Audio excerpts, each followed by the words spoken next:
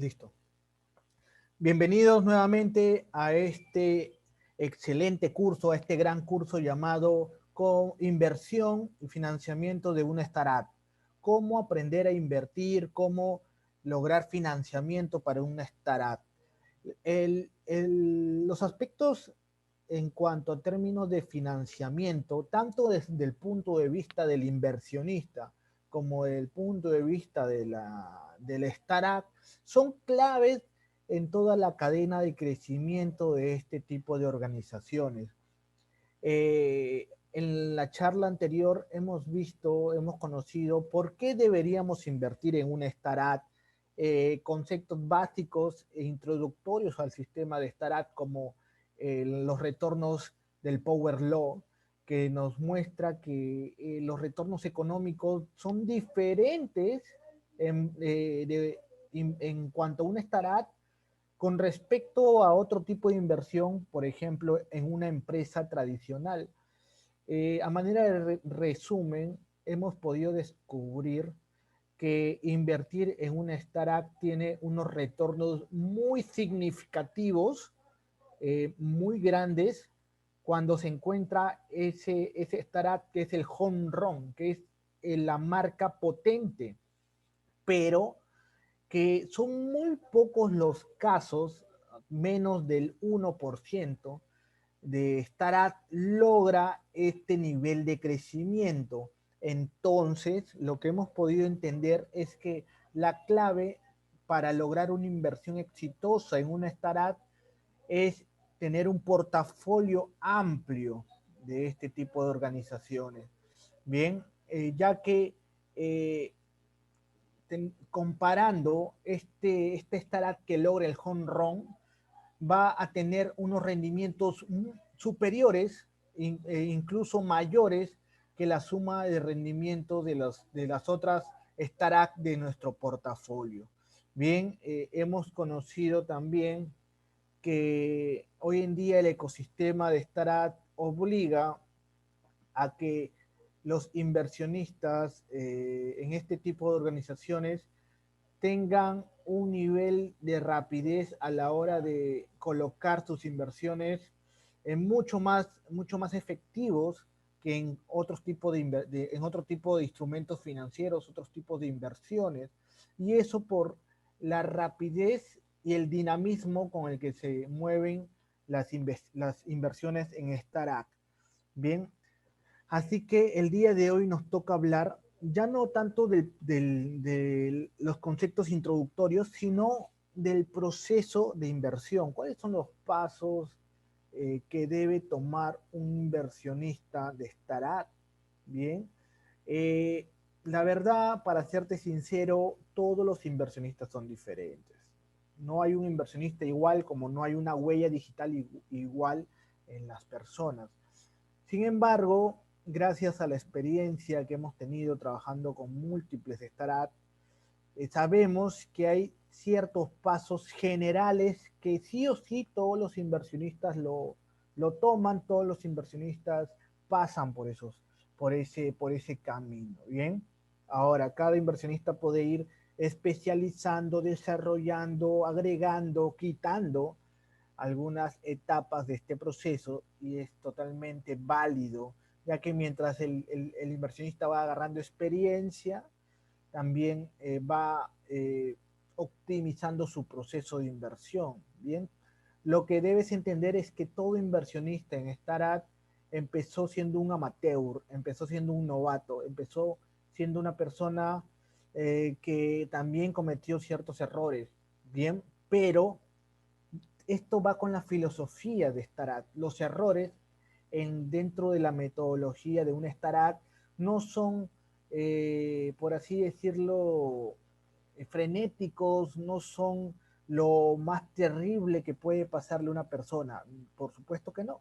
Los errores son parte del proceso y eso es incluso parte de la naturaleza de las startups, en donde a través de prueba, error, aprendizaje, logran construir un modelo de negocio escalable. Recuerda que una startup no es una empresa, no es una empresa, es una organización temporal que busca crear, desarrollar un modelo de negocio escalable. Por lo tanto, Si tú eres un inversionista y estás poniendo tu dinero en una startup, lo haces ya sabiendo que hay una posibilidad de fracaso. Eso es como lo hacen los inversionistas. No esperes que el 100% de tus inversiones en startup logren el éxito. Por supuesto que no. La mayoría va a tener rendimientos por debajo de lo esperado, otras van a fracasar y una o dos van a lograr ese rendimiento gigante, ese jonrón que estás buscando. Bien, así que si estás metido en el mundo de las inversiones en startup, lo que tienes que hacer es invertir y seguir invirtiendo. Obviamente mejorando conforme vas avanzando en este proceso. Bien, así que empezamos con la unidad del día de hoy, el proceso de inversión en un startup. Mi nombre es Gerson Hernández y acompáñame hasta el final de esta charla. Antes de empezar, esto ya lo hemos compartido un poco en el módulo anterior, pero es para que entiendas que los pasos de inversión van a variar, van a modificarse dependiendo en la etapa en que se encuentre un startup, ¿bien? Por eso te hago recordar cuál es la línea de tiempo de una startup. Son organizaciones temporales que buscan encontrar un modelo de negocio escalable viable, pero la inyección de capital en las diferentes etapas de este modelo de negocio va a variar. Y acá esto ya te lo he mostrado de manera general en otras clases, pero cuando hablamos de inversionistas ángeles, business angels, generalmente estos se encuentran entre la idea y la salida al mercado, ¿bien? Hasta una facturación X, ¿no? Hasta ahí se encuentran, ¿no? ¿Por qué? Porque después de la facturación X hacia adelante, lo que se requiere es inyecciones de capital mucho más grandes, mucho más importantes, un volumen de capital más fuerte. ¿Por qué?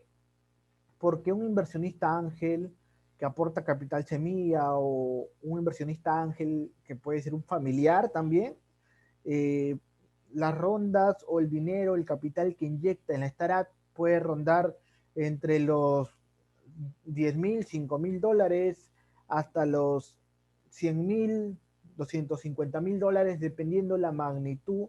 Sin embargo, ya cuando hablamos de montos de 500,000, 1 millón o más de 5 millones, hablamos de que se requiere fondos de capital, es decir, los venture capital, ¿no? Fondos de capital de riesgo, porque hay fondos de capital privado. Ojo, son dos cosas muy diferentes.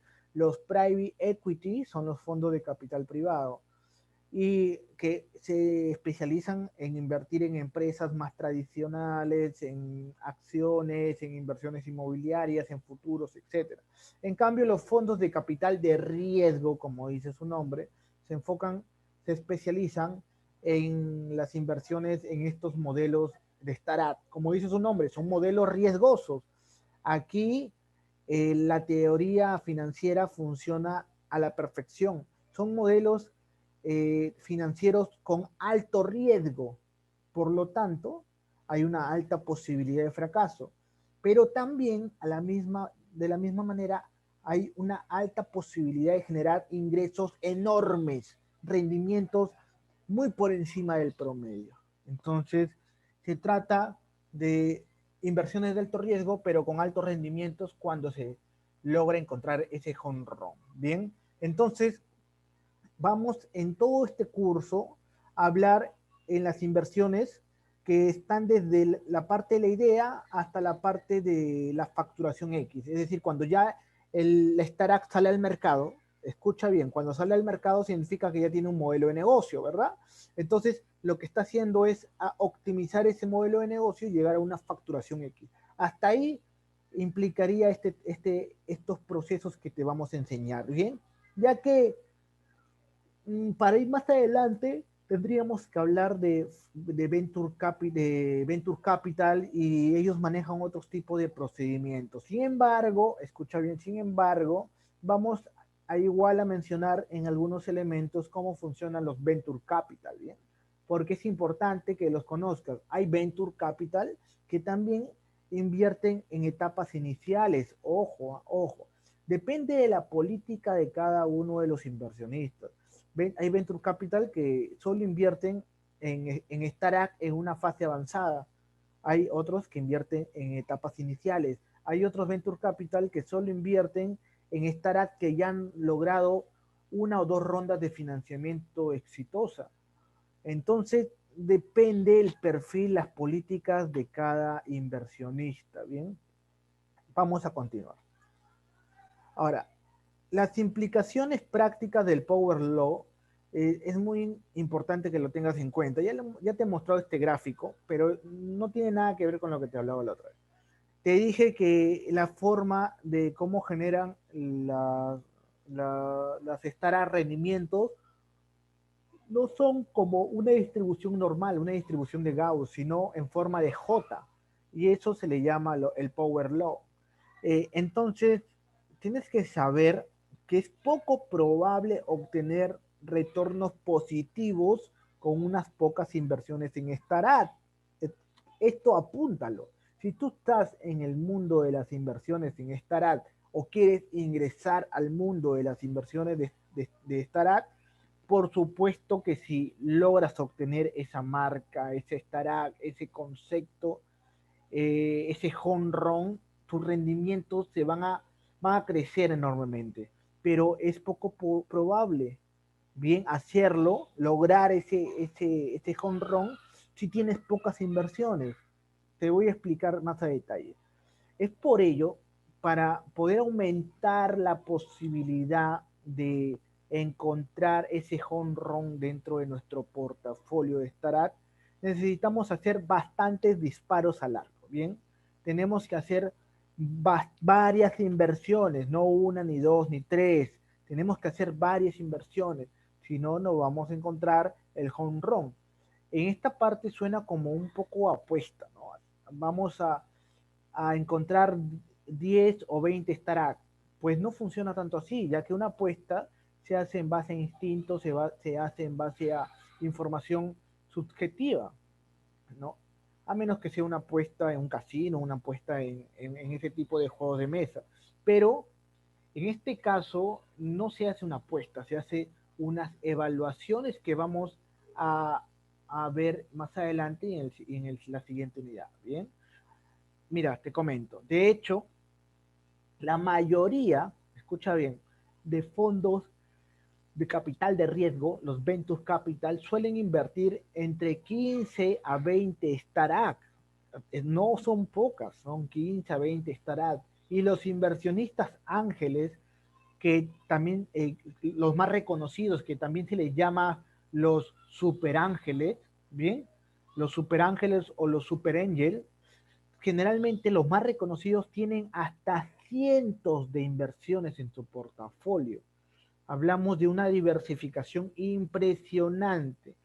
Las inversiones en startup son, en este caso, son totalmente contrario a la inversión que hace, por ejemplo, Warren Buffett. Si tú revisas la política que tiene Warren Buffett en cuanto a inversión, él habla de todo lo contrario que esto, ¿no? Él menciona que hay que invertir en pocas empresas, tener una cartera más concentrada, pero hacerlo bien, hacerlo bien. Sin embargo, no significa que uno o lo otro estén equivocados, significa que los objetivos y el tipo de inversión que están haciendo son diferentes. Warren Buffett generalmente no tiene acciones en empresas de este tipo, en organizaciones, en startups, no tiene inversiones de este tipo, tiene inversiones en empresas de consumo masivo, empresas de retail, empresas financieras, como por este voy a dar un ejemplo, Coca-Cola, Mastercard, Kraft, tiene Unilever, en este tipo de organizaciones. Y si tú ya lo sabes, estas organizaciones no funcionan con el Power Law. Estas organizaciones funcionan con una base de distribución normal, una distribución de Gauss. Y es ahí donde la política de Warren Buffett funciona y es exitosa, es exitosa. En cambio, las startups no funcionan con una distribución normal sus retornos. Es por ello que la forma en cómo se debe invertir debe ser totalmente lo contrario. tenemos que tener un amplio portafolio de inversiones para poder encontrar ese home run que nos dé rendimientos muy superiores a todo nuestro portafolio que tengamos ahí dentro. Bien, así que ya lo sabes. Por eso la diversificación en varias startups es clave, es clave. No es cuestión de que vayas a gastar tu dinero, sino es cuestión de que vas a invertir profesionalmente, vas a invertir empresarialmente, pero según el modelo de startup, ¿bien? No esperes el mismo funcionamiento de tu inversión a la hora de invertir en una empresa de consumo masivo que en una startup, porque ya te estoy explicando que los rendimientos funcionan de una manera diferente. Es decir, de 10 inversiones en una startup, o sea, 10 inversiones en diferentes startups, por lo menos va a haber un buen porcentaje que no logre los objetivos, otros que estén por debajo de lo esperado, y esperar ahí entre una de ellas, unas es suficiente que tenga, para que tenga éxito y te ayude no solo te ayude, te haga ganar incluso mucho más que la suma y pérdidas de las otras startups que están en tu portafolio. Bien, así funciona, porque las startups son modelos son organizaciones que buscan un modelo. Entonces, es comprensible que si tú inviertes en una startup, va a haber pérdida, no va a generar dinero, porque ese no es el objetivo de una startup, recuérdalo. No es el objetivo de una startup generar dinero. Desde la idea hasta el producto mínimo viable, la salida al mercado y hasta llegar a una facturación X, han perdido dinero las startups. Es por ello que no, tu portafolio no va a estar en positivo en ese tipo de startup. En cambio, ya cuando se logre el nivel de facturación y la escalabilidad, es ahí donde encontramos los rendimientos. Por eso, si vas a invertir en una startup, tienes que ver el horizonte entre 5 a 7 años. 5 a 7 años para obtener esos rendimientos sobresalientes. Bien, sobresalientes. Ahora, ¿cuáles podrían ser los criterios que podríamos usar nosotros para poder evaluar un startup de manera más profesional y obviamente tener una mayor posibilidad de éxito al hacerlo? Bien, te lo voy a compartir cuáles son esos criterios. A pesar de que las startups sean un modelo temporal, ¿no? Una organización temporal, que lo que busca es crear su concepto de negocio, que sea viable económicamente y que sea escalable, no significa que no hagan una serie de pasos que podamos nosotros tomar de manera estandarizada, que nos ayuden a reducir el riesgo, no de perder dinero, porque te vuelvo a decir, en las primeras etapas se va a perder dinero. Las startups funcionan así.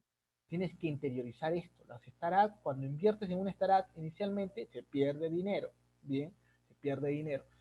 Si no, para poder encontrar esa startup que se convierta en un home run, ¿qué elementos debe tener una startup?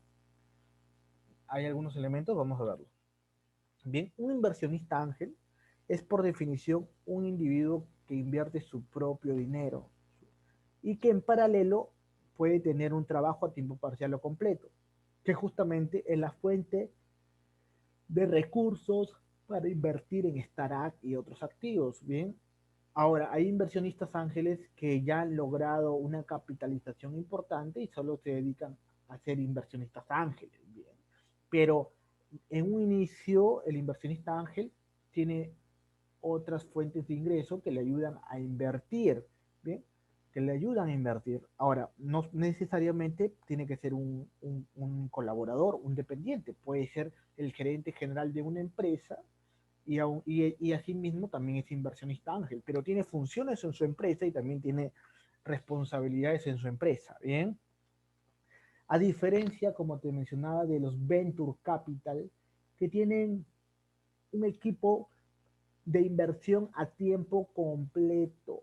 El inversionista ángel no funciona así, aunque puede también tener un abogado y un asesor financiero a su lado. Puede ser que trabaje conjuntamente con uno de estos asesores o también un asesor tecnológico, un asesor que sepa de sistemas, etcétera. Pero son asesores. En cambio, en el Venture Capital lo que se tiene es una plana de especialistas y analistas que a la hora de observar, identificar, evaluar una opción de financiamiento para una startup, implementan todo un proceso riguroso, extenso en algunos casos, ¿bien? Porque funcionan de dos maneras diferentes, ¿bien? El inversionista ángel lo que sí o sí tiene que hacer es un due diligence razonable, según la etapa de la startup y el tamaño de ticket que invertirá. El ticket es la cantidad de inversión. Bien, ¿cuánto es tu ticket? $20,000, $50,000, $100,000, $300,000, $500,000. Bien, estas dos cosas son importantes. Según la etapa de la startup, recuerda, es diferente estar en una etapa de concepción, de incubación, otra cosa es estar en una etapa de producto mínimo viable, otra etapa está en el tema de la aceleración, ya cuando sale al mercado y busca lograr un nivel de facturación y luego ya el escalamiento, ¿bien? Ya esto lo he mencionado en otros procesos educacionales. ¿Qué es la due diligence? La due diligence significa la debida diligencia, significa la investigación que nosotros tenemos que hacer de esta inversión. Si tú quieres invertir, tienes que investigar. Antes de invertir, investiga. Eso es due diligence. ¿Qué vas a investigar? Depende del estado del startup, de la etapa y depende de cuánto vas a invertir. Bien, eso te lo voy a compartir ahorita, no te preocupes. Mira, estos son algunos criterios que hay que evaluar antes de invertir en un startup. ¿Qué problema está resolviendo el startup? ¿Cuál es esa necesidad insatisfecha en el mercado? ¿Cuál es esa oportunidad que hay en el mercado? ¿Qué problema se ha encontrado el inversionista y el emprendedor? ¿Qué problema tiene el público? ¿Qué problema tienen los jóvenes? ¿Qué problema están teniendo los proveedores para brindar ciertos servicios? Esto se tiene que explicar, se tiene que comentar, se tiene que detallar el problema. ¿Bien? Luego está el mercado. El mercado es todo el universo a cual nos queremos dirigir con nuestra startup. Ahorita vamos a hablar más específicamente del mercado. Bien, la solución. ¿Qué solución planteamos el problema? ¿Qué solución le vamos a plantear al mercado? ¿Tenemos una solución preparada? Todavía no. ¿Qué necesitamos para crear la solución? Vamos a verlo, ¿bien? La atracción es ese momento en donde la solución se va convirtiendo en un producto mínimo viable y va generando aprendizaje. El go to market significa ya el momento de ejecución, vamos al mercado, ¿bien? Y el equipo. Ahora, todos estos criterios se pueden ir evaluando dependiendo de la etapa. Pero como te vuelvo a decir, como inversionistas ángeles, este no es un curso de Venture Capital, no es un curso para que tú te conviertas en un Venture Capital, es un curso para que aprendas a invertir en una startup como un inversionista ángel. Por lo tanto, el proceso de inversión no va a pasar, como te vuelvo a decir, hasta la facturación X, ¿no? Por lo tanto, en esas etapas, idea, producto mínimo viable y todo lo demás, el problema, el go-to-market, la atracción, la solución, todavía son elementos que están modificándose, están variándose, están adaptándose al aprendizaje. Bien, recuerda, es un modelo temporal que busca lograr el escalamiento y la viabilidad. Entonces, todavía no tenemos un producto desarrollado, una empresa desarrollada. Tenemos todavía ciertas cosas o muchas cosas que optimizar. Entonces, en estas etapas iniciales lo que te recomiendo es que no te pongas a investigar todos los puntos. No son relevantes en esas primeras etapas, ¿bien? Lo que sí te recomiendo que evalúes son el mercado a donde se dirige esta propuesta y el equipo que está detrás de todo esto. Bien, esto sí es lo recomendable que se debe investigar. En estos dos aspectos se debe hacer la due diligence detallada. Bien, te voy a explicar ahorita. ¿Cómo evaluar el mercado de una startup? ¿Tiene alguna metodología interesante? ¿Será igual que investigar el mercado para un producto tradicional? Si yo quiero sacar una gaseosa, si yo quiero crear una nueva fórmula de champú, o si quiero simplemente lanzar un servicio informático al mercado, o un servicio de consultoría informática. ¿Será lo mismo que un startup? Vamos a verlo. Primero, tienes que saber dos cosas para evaluar un mercado. Tenemos que hacer un producto que muchas personas quieran. Para que una startup crezca, su solución lo deben querer muchas personas, muchas, no una, no dos, no tres, hablamos de miles y millones de personas. Bien, obviamente al inicio las startups funcionan de una manera diferente, ahorita te voy a explicar, bien. Y segunda condición es poder efectivamente llegar a atender a todas esas personas, ser escalable, ser escalable vía tecnología. Bien, te voy a explicar esto. Hay una matriz que inventó un gran inversionista de startup, no ahorita, sino hace ya varios años, pero que sigue estando vigente porque las startups no son, por así decirlo, modelos recientes. ¿Ah?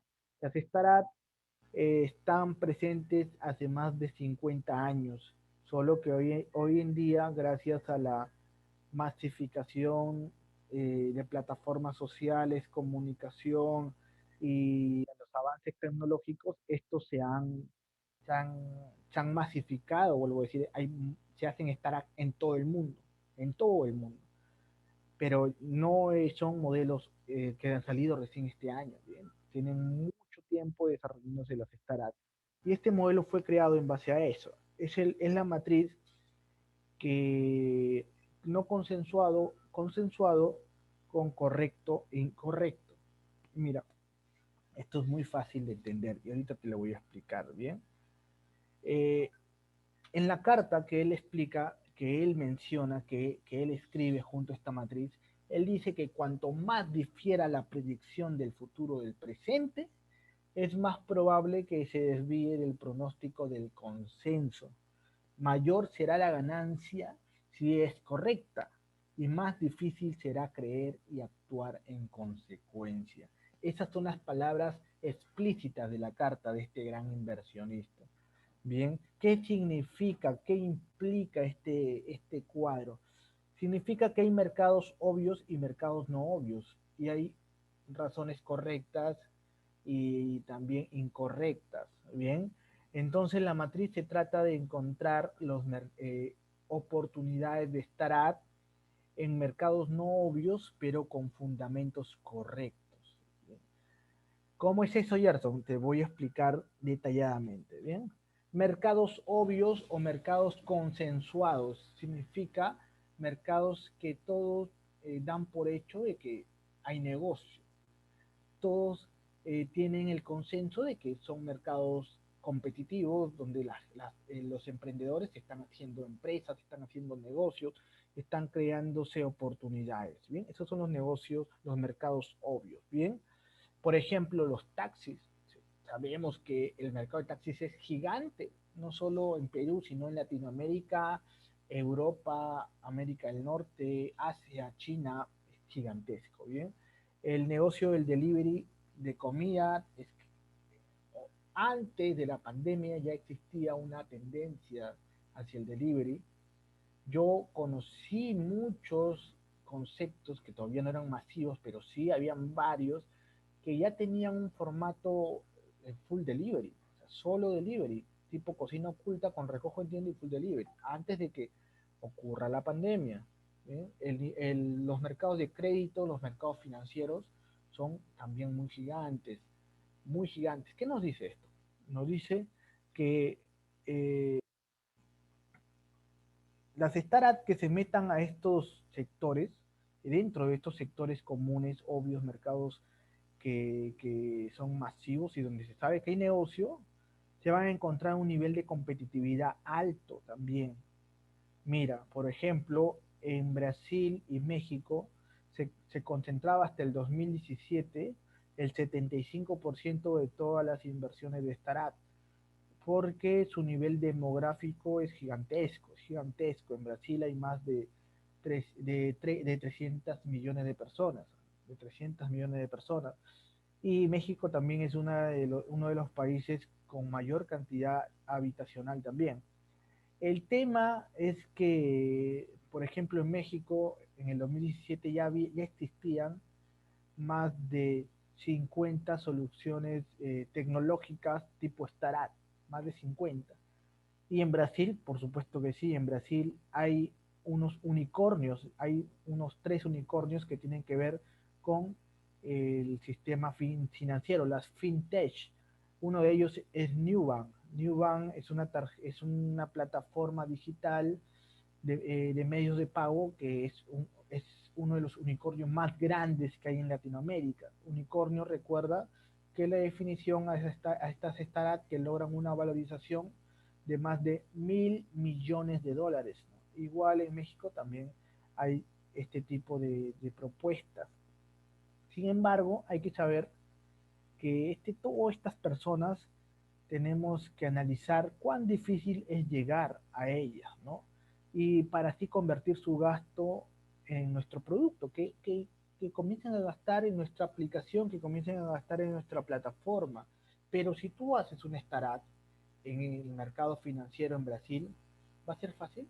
Ah, por, por supuesto que no, porque ya hay unas competencias consolidadas, ya hay unos operadores, ya hay unos actores que ya revolvieron el mercado y son innovadores y tienen incluso un desarrollo mucho más avanzado que el tuyo. Pero en América Latina esto también puede variar, ya que hay países que todavía no tienen el mismo desarrollo que Brasil, México, Colombia, ¿sí? Como cuáles está Bolivia, Ecuador, Perú, Uruguay, Argentina, Chile, que tienen, no en todos los aspectos, pero sí Brasil y México les llevan la delantera en este tipo de, de desarrollos tecnológicos, ¿bien? Otro punto es que tenemos que enfocarnos en la capacidad de la startup para capturar una porción de este mercado. ¿Cuánta capacidad tiene? Esto tiene que ver con tu capacidad de comunicación. Si no te comunicas, no existes. Por lo tanto, una de las cosas que se requiere para lograr la escalabilidad de un startup, si es que no se ha vuelto viral por algún tema, se requiere bastante presupuesto publicitario, comunicacional. Estas son algunas preguntas que te tienes que hacer para darte cuenta si vale la pena invertir en estos mercados. Este startup tiene un producto mínimo viable realmente único, tiene una estrategia diferenciada para adquirir clientes rápidamente y a bajo costo. ¿Cuál es el costo de adquisición de clientes? Te invito a que, si todavía no has escuchado este concepto, lo profundices en internet, hay mucha bibliografía sobre esto. El costo de adquisición de clientes, ¿cuánto te cuesta adquirir cada uno de los nuevos clientes que tienes en tu empresa?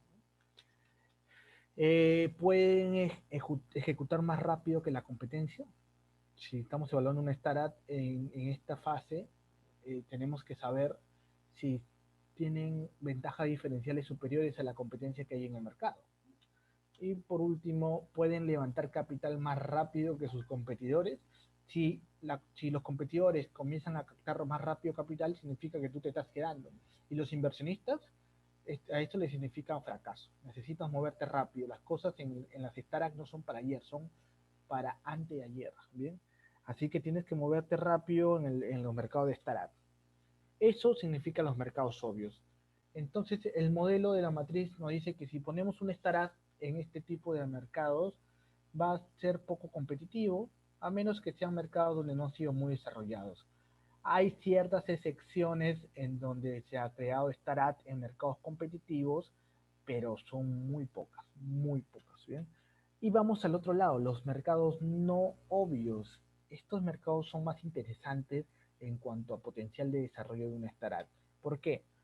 Primero, hay dos cosas que tienes que tomar en cuenta en los mercados no obvios. En mercados que tal vez las personas, el consenso general es que todavía no hay negocio, o es un nicho, o es pequeño, o no lo ven potencial. Bien, esto es aquí donde se encuentran las grandes creaciones de startup. Bien, en cada momento del tiempo existen dinámicas de mercado que juegan a favor o en contra de una industria, a favor o en contra de una industria, las tendencias macro.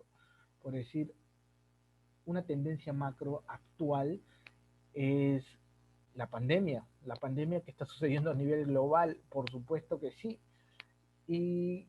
¿Cómo impacta esta tendencia macro en un startup?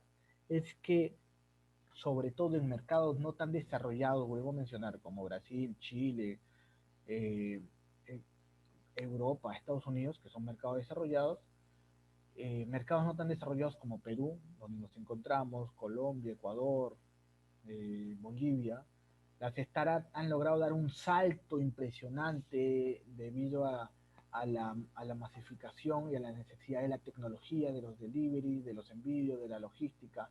Han crecido de manera importantísima. Esas son las tendencias macro. Podemos ver por dónde van esas tendencias macro. Obviamente, hace 2 años nadie se imaginaba que iba a haber una pandemia. Solo Bill Gates, ¿verdad? Solo Bill Gates, porque él sí salió hace varios años a decir que iba a haber una pandemia de una escala global. Obviamente, ese tipo de información se da porque ve patrones, ve tendencias, ve que hay más interconexión, hay más globalización, hay mercados más conectados, el flujo de personas se mueve más rápido entre continentes y países. Entonces, hay que ver tendencias macro. ¿Qué está pasando en macro? Porque tarde o temprano estas se van a convertir en nuestra realidad. Bien. Y por último, el market timing. ¿Qué significa? Es que tenemos que estar en lo correcto al invertir en un mercado no obvio. Eso implica un timing correcto. Es medio trabalengua, pero lo que trato de decirte es que si inviertes en un mercado no obvio, que todavía no ha explotado, no ha dado el salto, estás haciendo lo correcto, estás en el momento correcto, ese es el timing correcto, el momento correcto, el tiempo correcto. ¿Cómo así, Gerson? Mira, antes de Uber ya existían varias opciones de taxis por aplicativo. ¿Por qué Uber fue la que sobresalió? Ya existía antes de Uber. Lo malo, o mejor dicho, lo que ayudó a Uber a sobresalir es que antes los GPS no estaban muy desarrollados. La potencialidad, la precisión, la viabilidad de los GPS no eran muy desarrollados. Cuando Uber se lanza, la tendencia del tema de las GPS también estuvo muy cerca a la par del lanzamiento de Uber, del desarrollo de Uber, por lo tanto Uber se catapultó de esta tendencia, de este desarrollo de los GPS. A veces no se trata solo de tu startup, sino del momento correcto, ¿bien? Pero también entender que muchos negocios empezaron como nichos, muchas startups gigantes empezaron como nichos en donde los inversionistas, las personas lo veían como un mero juguete, una mera práctica, algo que no tenía potencial. Pero con el tiempo cambiaron las reglas del juego, la regla del juego. Un caso muy emblemático, muy conocido, hasta suena cliché, pero para que lo entiendas, cómo se desarrolló Facebook. Facebook era da Facebook y no se desarrolló como un sistema, como una plataforma social global, se desarrolló como una plataforma para una universidad, para que los estudiantes de la universidad pudieran colaborar, compartirse, relacionar, socializar, etcétera. Pero era para una universidad, era un nicho, un nicho. pero conforme fue evolucionando, se dio las inversiones correspondientes a este startup, se logró la ronda de financiamientos, se comenzó a desarrollar el potencial de escalabilidad. Era el momento correcto, ¿bien? Era el momento correcto.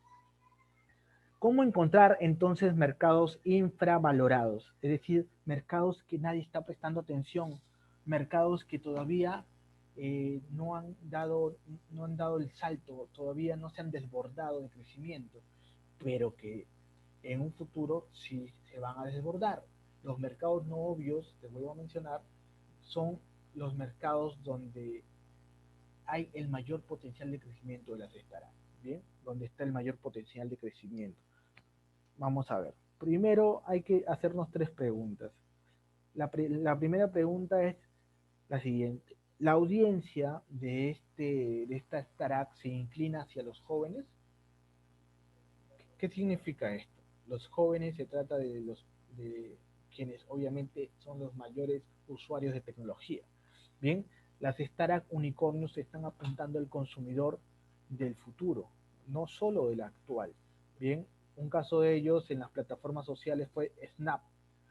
Snap cuando salió los millennials y las personas adultas no lo entendieron,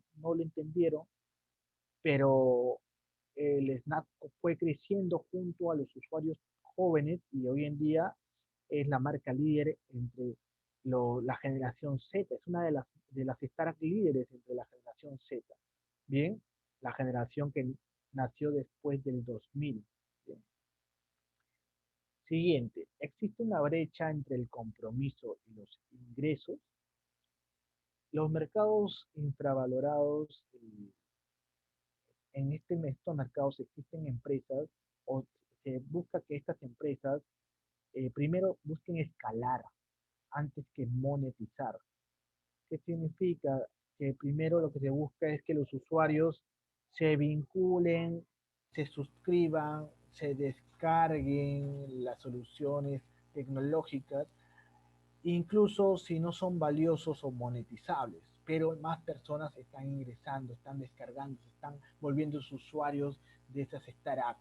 Bien, la monetización, te vuelvo a mencionar, viene después, viene cuando ya llega la facturación X, pero lo que queremos saber es que si la startup tiene capacidad para encontrar usuarios, para captar usuarios. Luego ya veremos la capacidad de generar ingresos. Son dos cosas muy diferentes. Y por último, hay barreras artificiales que frenan la escala. Artificiales significa creadas por la misma competencia y que podemos encontrar un pequeño hueco. Bien, los actores que dominan ya el mercado ignoran elementos que representan oportunidades para las empresas que son capaces de identificarlas.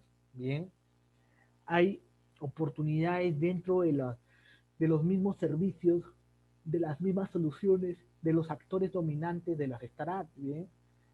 Hay esas oportunidades que no han sido valoradas, no han sido bien desarrolladas, no han sido bien ejecutadas y que se pueden convertir en una oportunidad y en un nuevo mercado. Bien, estas son las preguntas clave que tú te tienes que realizar para poder encontrar mercados infravalorados, teniendo en cuenta también la matriz que te he mencionado, las matriz en donde nos dice que hay mercados obvios y mercados no obvios, mercados consensuados donde todos saben, piensan, creen que son mercados competitivos, rentables, y hay mercados no obvios donde las personas no los toman en cuenta, mercados que no han sido todavía aprovechados, esos son mercados infravalorados. Ahí se encuentra la próxima startup que te va a llevar a tu home run. Bien, ¿cómo evaluar el equipo de una startup? Ya te he hablado sobre el mercado, cómo evaluar el mercado, pero hay unos ciertos elementos. Bien, primero tenemos que entender que el equipo, los fundadores, tienen que tener inteligencia y pensamiento lateral, pensamiento diferente, tienen que ser hábiles en lo que hacen, surpicaces y tienen que tener el nivel de inteligencia suficiente para resolver problemas, porque esos problemas sí o sí nos van a encontrar, se van a chocar con diferentes obstáculos y tenemos que ver su capacidad de los fundadores porque ellos van a ser el equipo que van a hacer que este startup donde tú estás invirtiendo tu dinero logre el siguiente paso. logre llegar a la siguiente etapa. Si no tiene la capacidad de la inteligencia, que es la capacidad para resolver problemas y adaptarse, no se va a avanzar, ¿bien?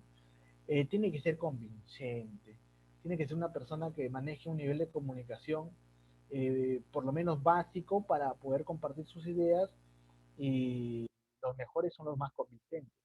Es los que logran convencer no solo a sus colaboradores, sino a sus otros socios y también a los inversionistas. Si no tiene nivel de convincencia, no es convincente, no va a poder recaudar fondos. Resiliencia es ese aspecto que nosotros tenemos que ver en este fundador de levantarse después de una caída. Por lo tanto, los inversionistas en la ronda de financiación hacen preguntas difíciles, hacen preguntas trampa, hacen preguntas para que el fundador que está presentando su startup caiga y se sienta medio derrotado. Pero no es para hacerlo adrede, es para poder medir su nivel de resiliencia. Es decir, hay que ver cómo se para, cómo reacciona, cómo afronta esa presión, ese obstáculo. Y luego la velocidad y capacidad de ejecución. Necesitamos personas que piensen no para hoy, sino para el futuro y estén preparados ante esa situación. Otros elementos que buscamos en los fundadores, nosotros como inversionistas en Startup, es ver si son obsesionados, es decir, que están obsesionados y buscan insights en problemas. Son personas que eh, se apasionan por su startup, porque les ha pasado un problema similar, porque han sido usuarios, porque les ha pasado un familiar, pero están enamorados de, de solucionar ese problema. No están enamorados de la solución, no están enamorados de buscar una solución a ese problema. Y es por eso que se adaptan, cambian, modifican las soluciones como suele suceder en un startup. Recuerda que un startup se va modificando conforme va pasando el tiempo. La historia personal hay que saber su experiencia, sus estudios, sus referencias, sus, si ha tenido también fracasos, hay que descubrirlo. La experiencia es importante si es que hablamos de un mercado B2C, pero sí es disculpen, de un mercado B2B, business to business, es una solución para empresas y la experiencia, ahí sí se requiere un nivel técnico importante. Y cuando hablamos de una solución para un mercado B2C, es decir, al cliente final, la experiencia es importante, pero no se requiere un nivel experto en ese tema. Y te voy a explicar por qué ahorita, ¿bien? Y la velocidad de ejecución que ya te he mencionado. ¿Qué tanta experiencia se necesita? Acá está. Mira, esta es la curva de disrupción en experiencia. Mientras los mercados B2C no se requiere mucha experiencia, pero igual se requiere porque igual se requiere disrupción. En este caso, la experiencia te limita a poder romper los paradigmas, a poder romper las reglas, a poder pensar diferente. Cuando tienes mucha experiencia para los mercados B2C. En cambio, en los mercados B2B sí requieres un nivel de experiencia para poder romper las reglas. Ahí sí o sí necesitas una mayor experiencia. Es más valiosa, como te vuelvo a decir, en modelos B2B porque la complejidad de la industria, soluciones a negocios, requiere una experiencia, ¿no? Para llevar una posibilidad de éxito. Y en productos para consumidores finales es menos relevante. No estoy diciendo que te vayas a crear una solución para clientes finales sin ninguna pizca de experiencia. Sí o sí necesitas experiencia para cualquier emprendimiento en general, ¿sí? Para cualquier emprendimiento en general. Pero a nivel técnico, profesional, detallado, minucioso, es más para B2B. B2C te puede manejar y también tienes asesores a tu lado, un equipo a tu lado.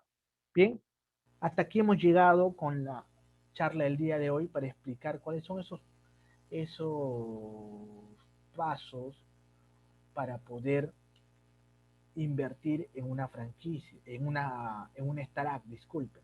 Bien, tenemos que evaluar el equipo, tenemos que evaluar el mercado en esta primera etapa.